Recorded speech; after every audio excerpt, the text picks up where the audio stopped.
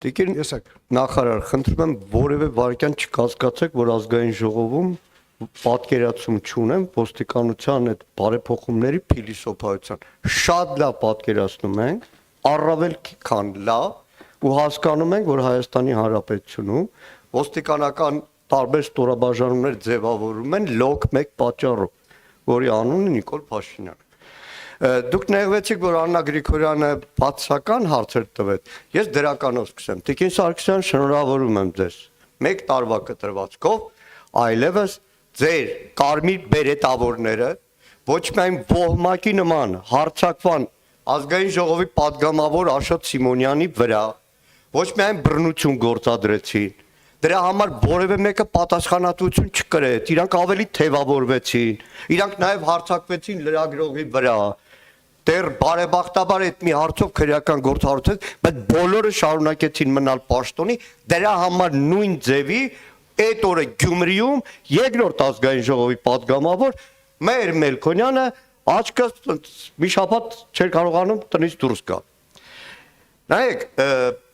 երկրորդը, շնորհավորում եմ, որ ստեղծվել է ոստիկանական գվարդիա։ Ես այսօր խոսելու եմ ի պաշտպանություն Հայաստանի Հանրապետության ոստիկանների։ Շնորհավորում եմ, որ ստեղծել եք ոստիկանության գվարդիան եւ առաջին բանը, որ արել եք,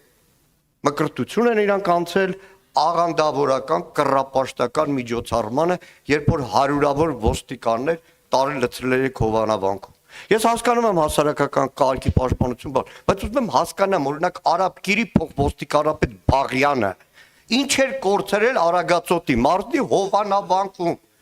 Բաղյանը այստեղ Քարորյաներին հերթապահում է, հասկանում եմ Արաբկիրի տարածաշրջանը, Հովանավանքում ինչ էր անում,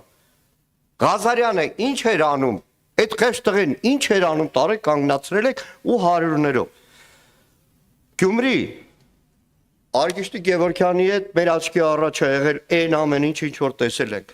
Այդ որ մի բարեփոխման, որ մի հայեցակարգի հիման վրա է, որ ազգային ժողովի 3 падգամավորի համայնքային շենք քաղաքապետարան, ոստիկանության, ինչ որ պաշտոն է որոշում է, որ չի կարելի մտնել։ Ինչպես այդ օրը եղավ։ Մարդիկ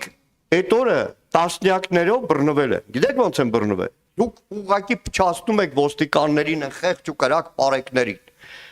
Կեպեզեներում լծված էին, գնում ենք հերթով հանդիպում ենք։ Վարորդներ, խեղճ ու կրակ, կոմունալ տնտեսության, արդեն անեկդոտ էր դառել։ Բոլորին ում մոտենում է, տեսնում ես մե ինչ ա եղել, պարեկը կանգնացրեց, առավոտը ագնետուշիչելը չկար, տուգանքը գրեց ավտոն, տարանացին վաղը կգաց,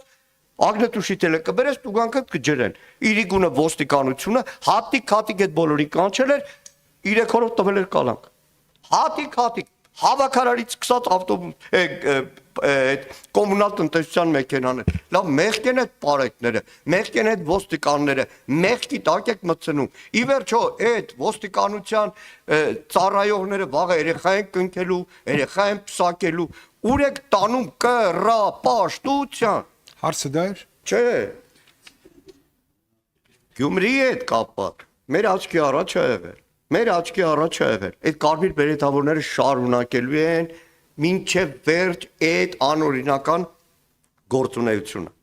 Իդեպ ոստիկանության գվարդիայի հետ կապված Արթուր Խաչատրյանը հարցրել էր, պարոն Քոչարյանը հաստատեց, մենք երկար ժամանակ բանավեճ ունեցել ենք օրենքի նախագծի, պնդում եմ ես, որ ոստիկանության գվարդիայի պարտականությունների մեջ պետք է ավելացնել նաև հայրենիքի պաշտպանություն։ Բայց վերջերս ծանոթացել եմ 44-օրյա քննիչ հանձնաժողովը, չգիտեմ էլ կա, չկա հանձնաժողովի զեկույցը, այնտեղ բավականին սուր դիտարկումներ կան 44-օրյա պատերազմի ժամանակ ոստիկանության ստորաբաժանումների, ներքին զորքերի, ծառայողների, ընդհանրապես մասնակցության ժամանակ խայտառակ մթնոլորտին։ Ուզում նաև ճշտում դուք ստացել եք այդ զեկույց ազգային ժողովից, որպեսի եզրակացություններ ունենաք, որտեղ դրա մասին խոսել էր Անդրանիկ Քոչարյանը։ Ի պաշտպանություն էլի ոստիկանների։ Նայեք, սննդի մասին եք խոսում։ Ամեն օր մեր աչքի առաջ է կառավարական 2 շենքերի մեջտեղի այգին հարյուրավոր ոստիկաններ առավոտվանից գիշեր նստում են։ Ու ես նկատում եմ սննդի ապահովում չկա, արևի տակ, ձմեռը, ցրտին, այդ հարյուրավոր ոստիկաններին չէր նստեցնում այնտեղ։ Նաև ի պաշտպանություն ոստիկանների բնակավայրից հեռու ծառայության համար փոխհատուցումները 2025-ին ստացել են թե ոչ, որտեղ ժամանակին կային ահազանգեր, որ չէին ստանում։ Դուք նաև ազդարարեցիք փրկարար ծառայության տեխնիկական հագեցածությունը, անցած տարվա հարցից նորից կրկնում եմ։ Երևանում խայտառակ բարձրարկերի այս ավելացման հետ մեկտեղ նույն բարձրությունն ապահովող հրշեջ մեքենաների ձեռքբերման նպատակ ունի ներքին գործերի նախարարությունը, թե ոչ։ Այսքանը։ Շնորհակալություն, պարոն Մարքյան, ինչ վերաբերում է զեկույցի դեռ ներքին գործերի նախարարությանը հասանելի չլինելու։ Ազգային ժողովի աշխատակազմի ղեկավարի հետ մենք քննարկել ենք, թե ոնց պետք է կազմակերպվի, որպեսզի առաջնահերթ մեր ուժային կառույցները եւ հետագայում նաեւ այլ կառույցներ, որոնք անելիք կունենան այդ զեկույցի հետ կապված, մենք պատրաստենք դրանց կրկնօրինակները եւ հնարավորություն ստեղծենք, որպեսզի օր առաջ լինի տվյալ կառույցներում։ Բայց միաժամանակ ասեմ ձեզ, քանի որ փաստացի նյութը շատ է եւ դրանք ժամանակ է պահանջում, որպեսզի ամբողջությամբ տեղափոխվի առաջին բաժին, որպեսզի այդ փաստացի նյութը զեկույցի առանձին մի մաս է։ Փաստացի նյութն է շատ կարեւոր, որի հիմա վրա կառուցվել է այդ զեկույցը։ Այնպես որ դա ընթացակարգային խոչընդոտ է, որը լուծման փուլում է։ Իսկ հարցերի չէ։ Տիկին նախարար, մեկ էլ մի բան, էլի Գյումրի հետ կապված։ Մեծ մասին բռնել են, գիտեք ինչ, մի հատ ոստիկանի ցուցմունքով։ Այդ մարդիկ էլի ասում, մեղք է։ Տուն են էթալու, հասկանալու են, որ իրանք կերպ շատ լավ, պարոն Մարքյան։ մեջ։ Այո, մեկ ցուցմունքը այդքան էլ լիարժեք չի, եթե պետքա բռնեք, գոնե երկու ցուցմունքով, տիկին նախարար, խնդրեմ։ Նախ պարոն Քոչարյան, տիկին նախարարի որոշելիքը չէ, մեկ ցուցմունքով թե երկու ցուցմունքով, դա նախաքննական մարմնի որոշումների տիրույթում է։ Հիմա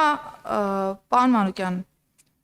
անդրադարձակ եւ ձեր խոսքում էլ անընդհատ նշում էիք ի պաշտպանություն ոստիկանության, ի պաշտպանության ոստիկանության։ Ես վստահեցնում եմ, որ ներքին գործերի նախարարության համակարգում ոստիկանությունը պաշտպանության կարիք չունի։ Նախարարության համակարգում ոստիկանության ոլորտի այդ թվում բարեփոխումները իրականացվում են այնպես, որ ոստիկանության առջև դրված օրենսդրական խնդիրներ լինեն շատ հստակ, ոստիկանի կողմից իր լիազորությունների եւ պարտականությունների ծավալը լինի շատ հստակ, եւ ոստիկանի կողմից իր վարքագծային էլեմենտները վերապատրաստման նաեւ արդյունքներով լինեն շատ հստակ, եւ մեր ծառայողը ինքնուրույն կարողանա իր առջև դրված խնդիրը կատարել եւ դա կատարելու համար մեթոդներն ու եղանակները ընտրել։ Ուժային միջոցների գործադրման ստանդարտի ներդրումը նոյեմբերի 1-ից հենց այդ տրամաբանությամբ է եւ եթե հետաքրքրի նախարարի հրամանի տարբերակ ունենք, դա կարող եք դիտարկել եւ տեսնել, թե ինչ ճանապարհով ենք ծառայողներին նաեւ նկարագրում, թե ինչպես պիտի գնահատեն իրավիճակը եւ հասկանան, որ դեպքում ուժային միջոցներից որոնք են, որ կարող են կիրառվել։ Օգտագործեցիք նաև վիրավորական արտահայտություններ, պարոն Մանուկյան, ոստիկանության ծառայողների հասցեին, ես արդեն երկրորդ կամ երրորդ քննարկումն է, ինչ ազգային ժողովում լսում եմ ոհմակ արտահայտությունը ոստիկանության ծառայողների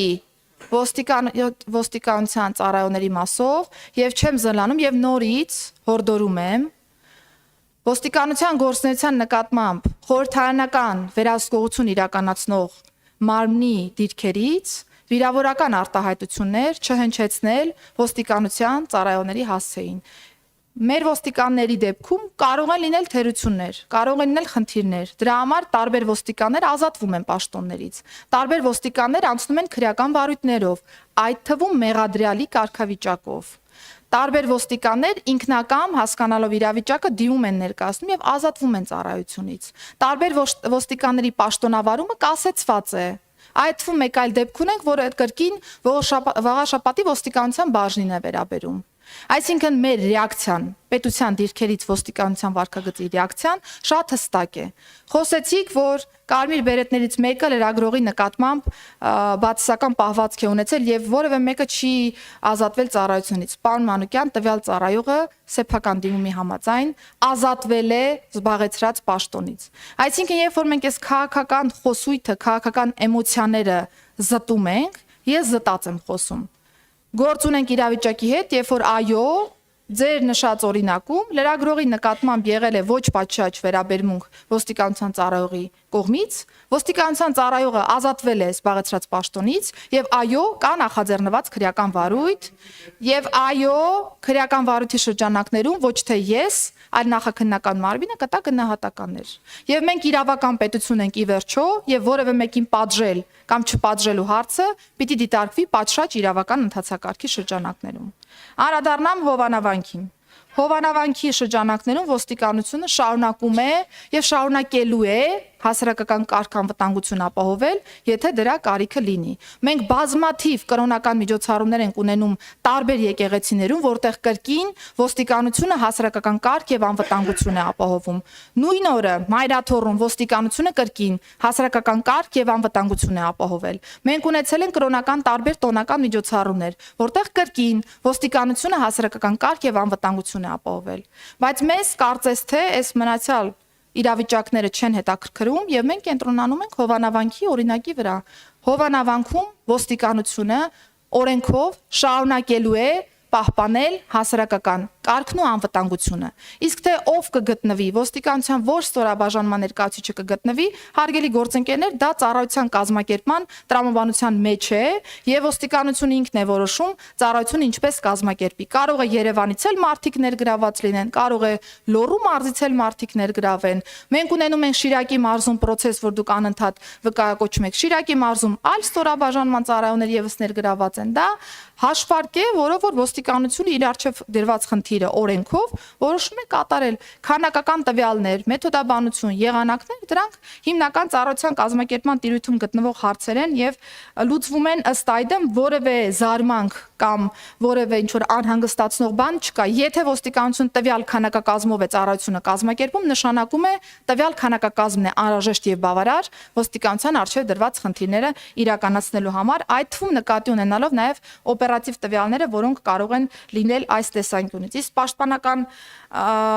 ֆունկցիայի մասով ես բազմիցս պարոն Մանուկյան անդրադարձել եմ ձեր դիտարկմանը եւ իմ հիմնավորումները ներկայացրել եմ։ Շնորհակալություն։